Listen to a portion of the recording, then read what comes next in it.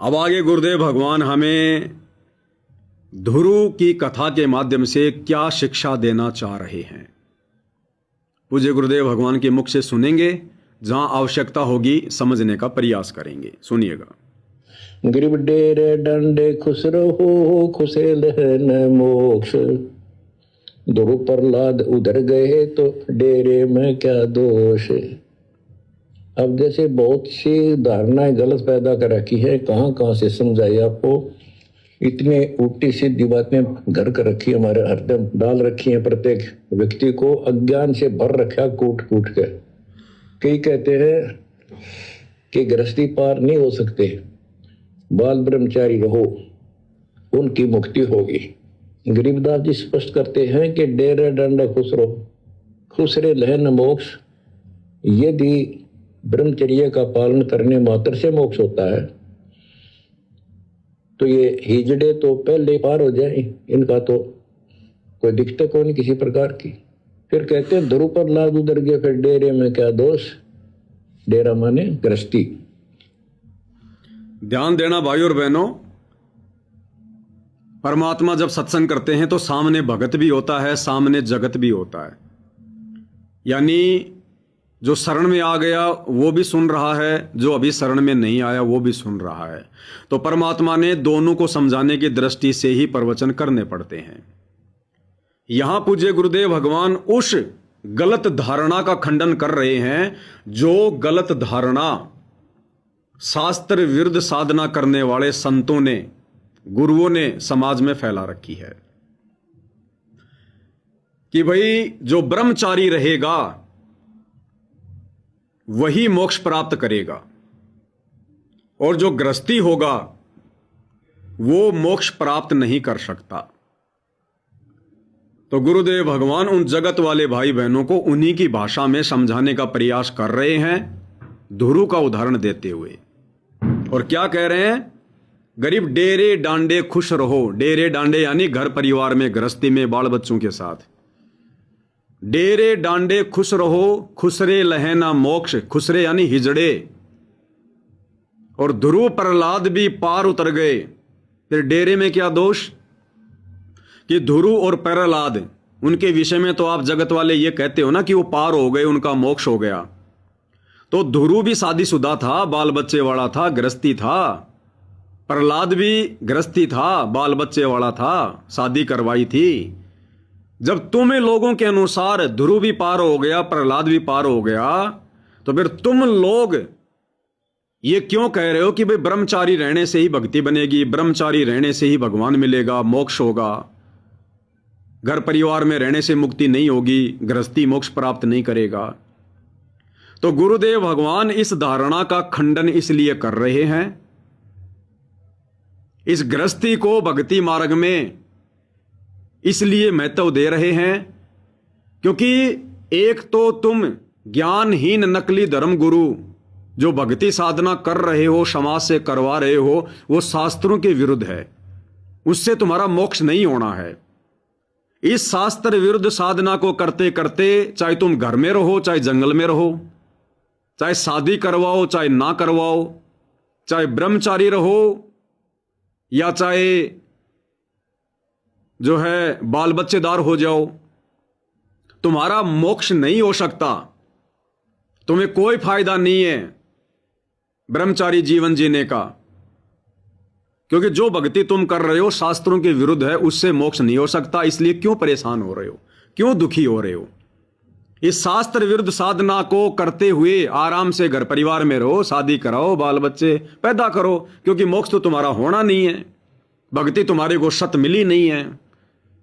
इसलिए परमात्मा उन जगत वालों को समझाते हुए इस वाणी का हवाला देते हुए कह रहे हैं, क्योंकि ये वाणी आदरणीय गरीबदास जी की है, जिन्होंने 350 साल पहले, जिस समय मोक्ष मार्ग नहीं था, ना गरीबदास जी के भक्तों का मोक्ष होना था, ना दूसरे लोगों का मोक्ष होना था। और जो लोग उस समय नकली धर्मगुरुओं से प्रभावित होकर, प्रेरित होकर जो ब्रह्मचार्य का जीवन जी रहे थे, घर बार छोड़कर जंगल में चले जाते थे, एकांत में चले जाते थे, झोपड़ी डाल लेते थे कि मोक्ष प्राप्त करेंगे, तो उन आत्माओं को समझाने के लिए परमात्मा ये बात कह रहे हैं कि भैया जो भक्ति तुम कर रहे हो ना, इस भक्ति में चाहे तू ब्रह्मचारी रहो चाहे ना रहो, मोक्ष तो तुम्हारा होना नहीं है। लेकिन आगे अब गुरुदेव भगवान और क्या कह रहे हैं, फिर आप और हम जिस भक्ति मार्ग पर वर्तमान में लगे हुए हैं, इस भक्ति मार्ग में ब्रह्मचार्य का पालन करना कितना अनिवार्य है। क्योंकि अभी तक तो गुरुदेव ने जगत वालों को समझाया, अब आगे हम भक्तों के लिए गुरुदेव भगवान का ब्रह्मचार्य के विषय में क्या आदेश है, क्या निर्देश है, वो भी हमने समझना है। ध्यान से सुनिए क्या कह रहे हैं गुरुदेव। ध्रुव 5 साल की आयु में इन्होंने कठी साधना की। ये पिछले संस्कारों से ऐसे रिजल्ट मिलते हैं। इनको परमात्मा मिले विष्णु रूप में। इसने राज मांगा, इसको राज मिल गया। इसका भाई उत्तम को राज दे दिया गया था, जो इसकी मौसी का बेटा था, और वो किसी लड़ाई में मारा गया। इकलौता पुत्र शेष ध्रुव बच गया उत्तान पात के। तो वो राज जो माँ ने कर्म फोड़ के एक भगत को सताकर अपनी बहन को भी सताया था, इस सुरीति ने, जो उत्तम की माँ थी। ध्रुव का भाई उत्तम था, मौसी का बेटा। तो उसने इतने कर्म खराब किए, अपनी बहन को सताया, ध्रुव भगत को तंग किया, उसका लात मारी, धक्के मारे, अपने बेटे को राज दिलाया। आगे सुनिए ध्यान से। अब परमात्मा की लीला देखो। उत्तम युद्ध में मारा गया, ध्रुव को फिर वो राज मिला। ध्रुव की अपनी भी शादी हो चुकी थी और उत्तम वाली पत्नी भी ध्रुव के साथ लगाई गई। तो कहने का भाव ये है, बकवाद नहीं चले। वे विचार परमात्मा को कति पसंद नहीं। ध्यान देना भाई और बहनों, जो वाणी परमात्मा ने पहले बताई, गरीब डेरे डांडे खुश रहो खुश रे लहना मोक्ष, ध्रुव प्रहलाद भी पार उतर गए, फिर डेरे में क्या दोष। और गुरुदेव कह रहे हैं कि ये जरूरी नहीं है कि आपने ब्रह्मचर्य का पालन करना पड़ेगा तभी मोक्ष होगा। ध्रुव प्रहलाद का भी तो मोक्ष हो गया। अब परमात्मा उसी वाणी का खंडन कर रहे हैं सत भक्ति करने वाली आत्माओं के लिए। और क्या कह रहे हैं गुरुदेव भगवान, ध्रुव की कथा का जिक्र करते हुए, और क्या कह रहे हैं कि ध्रुव ने परमात्मा से राज्य मांगा, परमात्मा ने आशीर्वाद दे दिया। कुछ दिनों के बाद में ध्रुव का जो मौसी का लड़का था उत्तम, वो किसी युद्ध में मारा गया। ध्रुव को राज्य दे दिया गया। ध्रुव ने भी शादी करवाई, और जो उत्तम की पत्नी थी उसकी शादी भी दोबारा ध्रुव के साथ में कर दी गई। और फिर गुरुदेव क्या कह रहे हैं कि इस मार्ग में बकवाद नहीं चलेगी, इस मार्ग में व्यभिचार नहीं चलेगा। व्यभिचार परमात्मा को कति पसंद नहीं है। एक बार ध्यान से सुनना भाई और बहनों।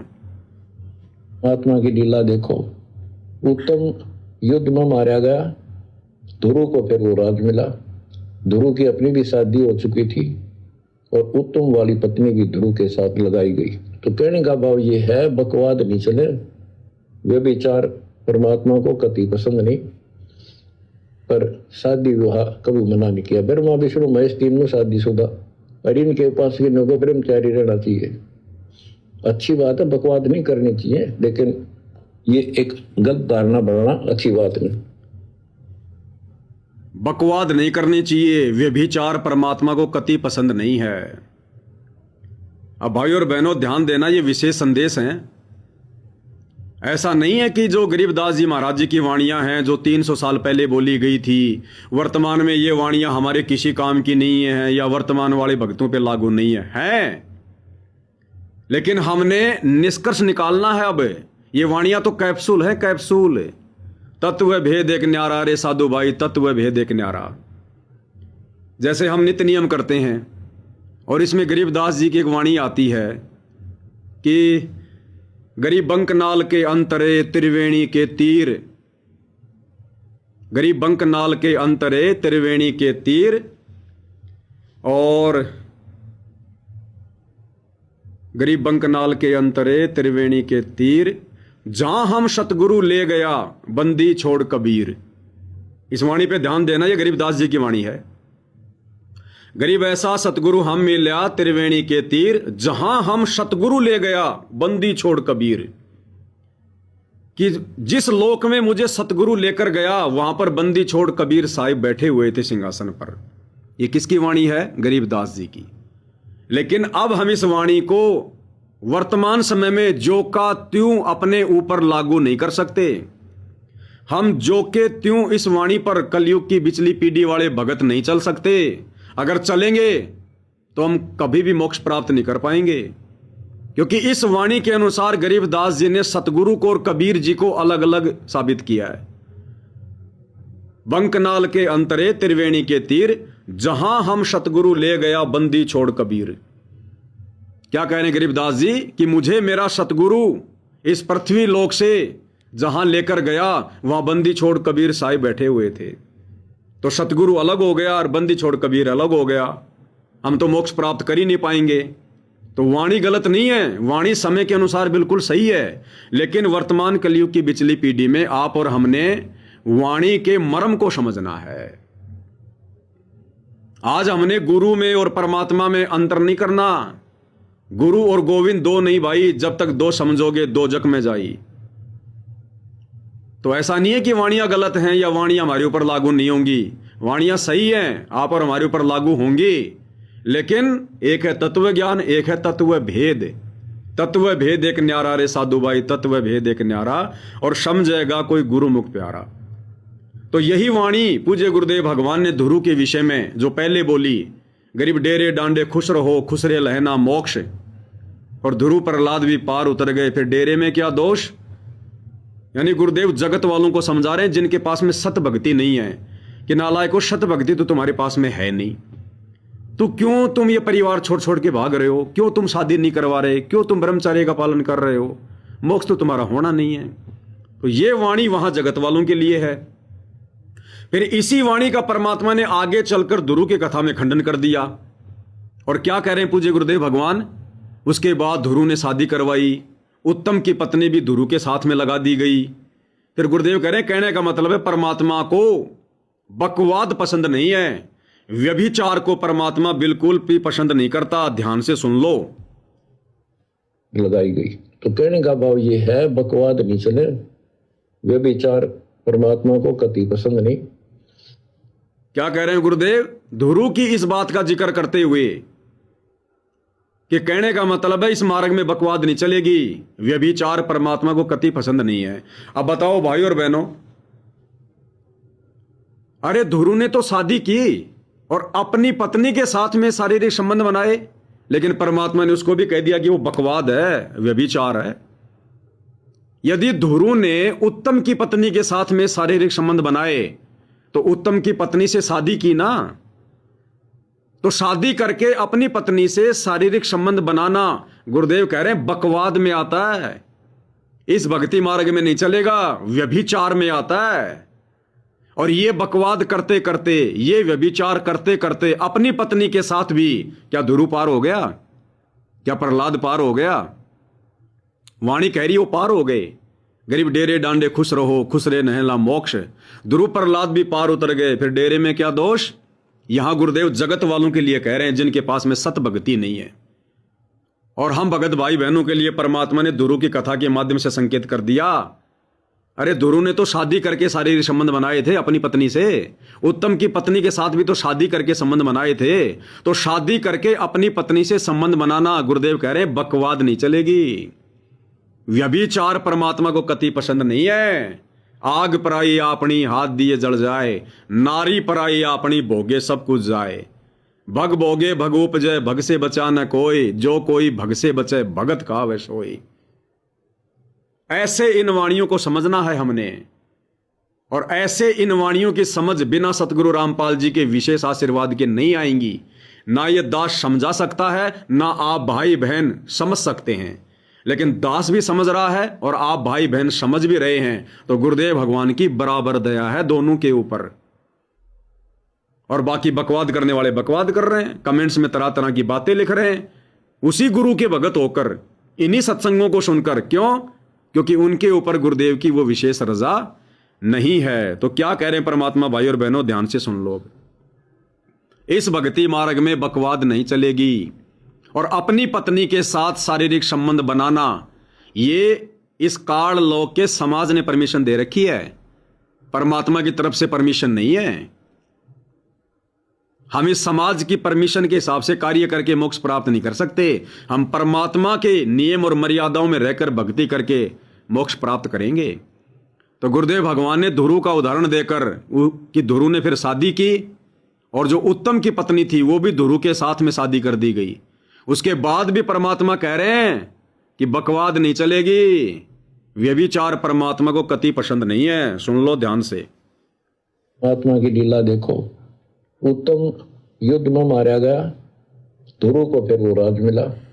ध्रुव की अपनी भी शादी हो चुकी थी और उत्तम वाली पत्नी भी ध्रुव के साथ लगाई गई।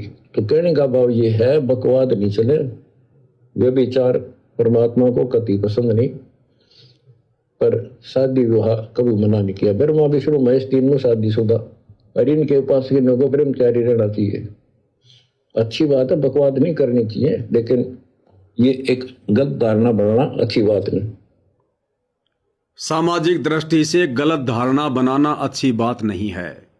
यानी जिन लोगों के पास में सत भक्ति नहीं है, सच्चे गुरु की जिनको शरण प्राप्त नहीं है, वो धर्म गुरु अगर इस प्रकार की बातें करके समाज को गुमराह करते हैं कि ब्रह्मचारी रहना पड़ेगा, गृहस्थी में रह के भक्ति नहीं हो पाएगी, तो उन नालायकों का मुंह बंद करने के लिए, उनकी गलत धारणा का खंडन करने के लिए गुरुदेव भगवान यहाँ ध्रुव प्रहलाद की इस वाणी का जिक्र कर रहे हैं कि डेरे डांडे खुश रहो, खुसरे लहना मोक्ष। ध्रुव प्रहलाद भी पार उतर गए, डेरे में क्या दोष। अब कोई ये ना सोचे कि भाई परमात्मा यहां पर इसलिए कह रहे हैं कि ध्रुव ने एक शादी के अलावा और भी शादियां की, प्रहलाद ने एक शादी के अलावा और भी शादियां की, और एक शादी के अलावा अगर और शादियां करता है और फिर उन औरतों के साथ में वो शारीरिक संबंध बनाता है, तो गुरु जी ने तो उसको बकवाद कहा है।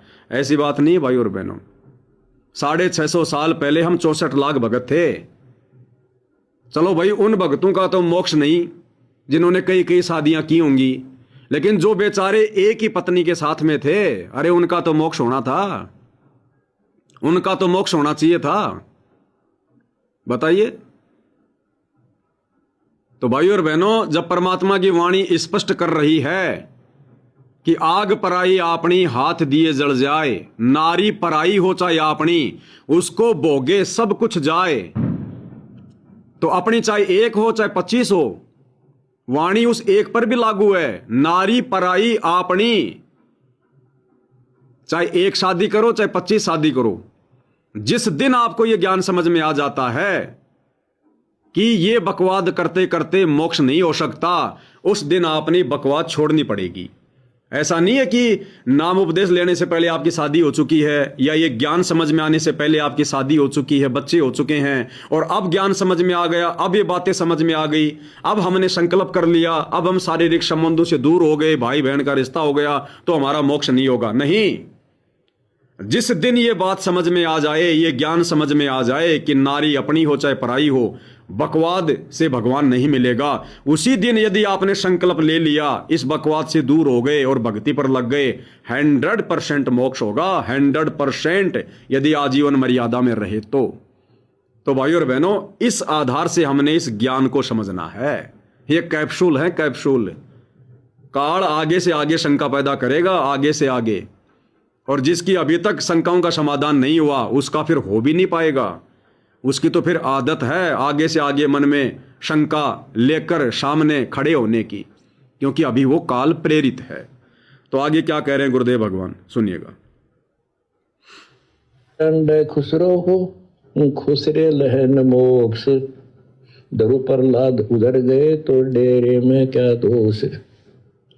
प्रहलाद को 10 साल की उम्र में भगवान प्राप्ति हुई थी, यानी नरसिंह रूप धारण करके परमात्मा उसके लिए आए और उसके बाप राक्षस को मारा, प्रहलाद को राज दिया। प्रहलाद का विवाह हुआ, प्रहलाद का पुत्र बैलोचन हुआ, और बैलोचन के राजा बलि हुए, जो प्रहलाद का पोता था राजा बलि, जिसने 100 अश्वमेध यज्ञ की और परमात्मा 52 बनकर आए और उसका वो यज्ञ खंड किया, पाताल का राज दिया।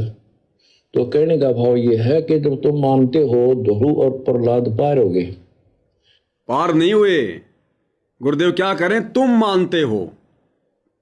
उन जगत वालों को कह रहे हैं गुरुदेव कि जैसे तुम मानते हो, हम नहीं मानते कि वो पार हो गए, क्योंकि बकवाद करते करते कभी कोई पार नहीं हो सकता।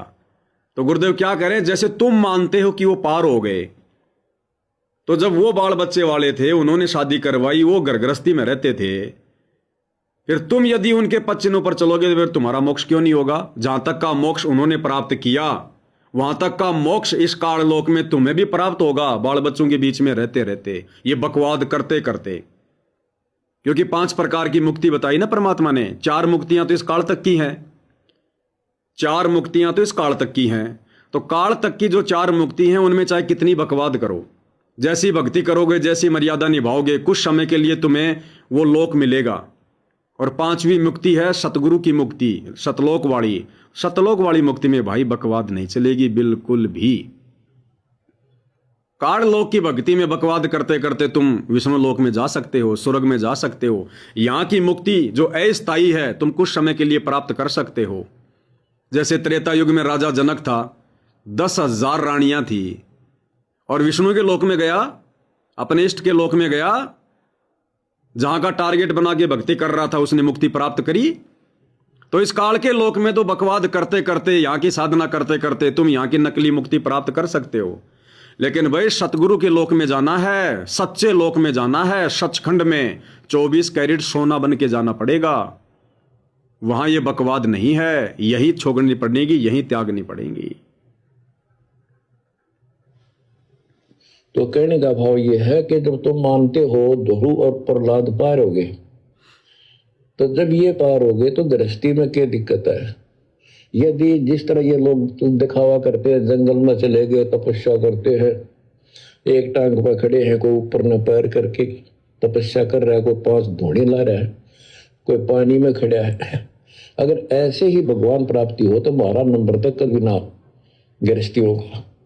जबकि साधना थी, यही थी, डेरा डांडा खुश रहो, अपने घर रहो, भक्ति करो, धंधा करो, निर्वाह करो, निर्वाह के लिए काम करो। जैसे गीता अध्याय 3 श्लोक 9 में कहा है कि अर्जुन, यदि तू एक स्थान पर बैठ कर भक्ति करेगा तो तेरा निर्वाह कैसे चलेगा?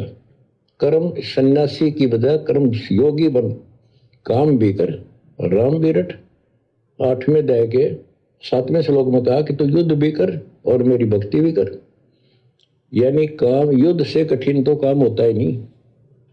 तो यह बताते हैं, और गरीब गाड़ी बाहो, घर रहो, खेती करो खुशहाल, साईं सिर पर राखिए तो सही भक्त हरलाल।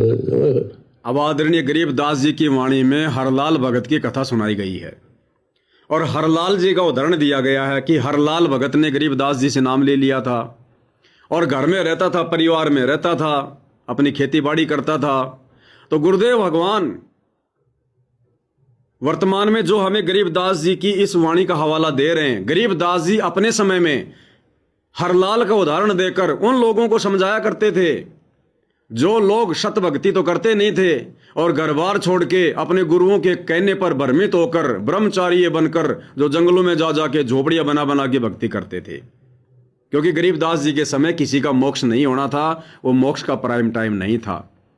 इसलिए गरीबदास जी इन उदाहरणों को देकर अन्य जगत वालों को समझाया करते थे कि भैया बकवाद छोड़नी पड़ेगी, बाकी घर में रहो, माता पिता के साथ में रहो, गृहस्थी में रहो, अपना खाओ पियो कमाओ भक्ति करो। एकांत में जाके तुम कितने परेशान हो जाओगे। आज तुम्हारे पास में बना बनाया मकान है, बना बनाया तुम्हें भोजन मिल रहा है, धुले धुलाई तुम्हें कपड़े मिल रहे हैं, सारी व्यवस्था है। अगर तुम गृहस्थी को छोड़ के जाओगे, नई झोपड़ी बनाओगे, ना ढंग से खा पाओगे, ना बना पाओगे, गर्मी सर्दी बरसात में तूफान में दुखी हो जाओगे। बीच बीच में काल प्रेरणा से तुम्हें बच्चों की याद आएगी, कभी पत्नी की याद आएगी, कभी माता जी की याद आएगी, क्योंकि इच्छाओं के ऊपर रोक लगाने वाला तत्व ज्ञान तुम्हारे पास में है नहीं। तो तुम ना घर के रहोगे ना घाट के रहोगे। तो ये इसलिए परमात्मा जी ने समय के अनुसार ये वाणियां बोली हैं, और आप और हम भगत भाई बहनों ने वर्तमान में, भाई और बहनों, इन बकवादों को, इन कुकर्मों को त्यागना पड़ेगा, छोड़ना पड़ेगा। हमने अपने पूज्य गुरुदेव भगवान वाले जो लीला में भगत वाले जीवन को देख के चलना पड़ेगा। अगर भगत बनने के बाद हमारे गुरुदेव ने कोई बकवाद करी है, कोई व्यभिचार किया है, किया तो पहले भी नहीं, लेकिन परमात्मा लीला करके दिखा रहे थे।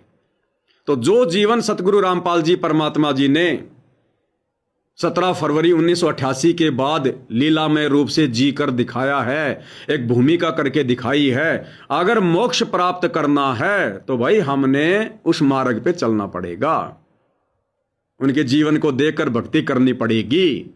इन बकवादों में भक्ति नहीं होगी। परमात्मा जोर जबरदस्ती नहीं करेगा, मुंह में हाथ दे के ये बात नहीं समझाएगा। ऐसी ऐसी वाणियां परमात्मा ने बोल दी है, शरीर का रोम रोम खड़ा हो जाना चाहिए, और फिर भी नहीं समझ रहे हैं। तो भगवान को पता है कि अभी इसके संस्कार कमजोर हैं, अभी इसने और अनेक युगों तक काल के लोक में धक्के खाने हैं, अभी इसकी इच्छा पूरी नहीं हुई है, अभी इसके मन की तृप्ति नहीं हुई है, कर लेने दो इसको। जबरदस्ती तो परमात्मा करता ही नहीं। तो भाई समझना आप और हमने है जिनको इसी जन्म में मोक्ष प्राप्त करना है।